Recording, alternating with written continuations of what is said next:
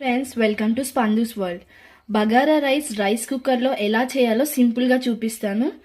ముందుగా చెక్క, బగారాకు, ఇలాచి, లవంగా, క్యారెట్, తరుముకొని పెట్టుకున్న ఉల్లిపాయలు, పచ్చిమిర్చి, అల్లం పేస్ట్, కొత్తిమీర, పుదీనా, బఠానీ. తాలింపుకి ముందుగా 3 పావుల నూనె పోసుకుంటున్నాను. ఆయిల్ బాగా హీట్ అయింది. సో నేను ఇప్పుడు ఇందులో సాజీరా వేసుకుంటున్నాను. మిర్చి బాగా మిక్స్ చేసుకోవాలి. అన్నీ బాగా ఫ్రై చేసుకోవాలి అండి. ఇప్పుడు అల్లం పేస్ట్ వేసుకుందాం. పచ్చివాసన పోయేదాకా బాగా మగ్గించుకుందాము. క్యారెట్, బఠానీ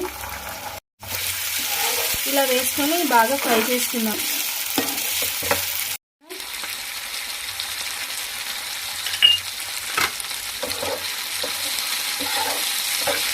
ధనియాల పొడి వేసుకుందాం. ఆ తర్వాత మంచిగా కలుపుకొని ఇంకా ఫైనల్గా రైస్ కుక్కర్లో వేసేసుకోవడమే. దీన్ని రెడీ చేసి పెట్టుకున్న బగారా తాలింపుని మనం ఇప్పుడు కడిగి పెట్టుకున్న రైస్లో వేసేసుకుందాం.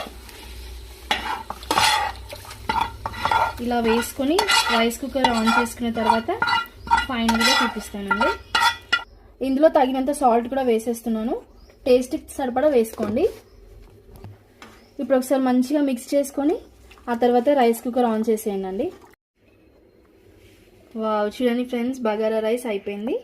బాగా వచ్చింది కదా, పొల్లుగా. ఇలా ఇంట్లో మనకి రాని వాళ్ళకైనా సరే, బ్యాచిలర్స్కి అయినా సింపుల్గా ఈజీగా అయిపోయేలాగా రైస్ కుక్కర్లో చేసుకోండి ఫ్రెండ్స్.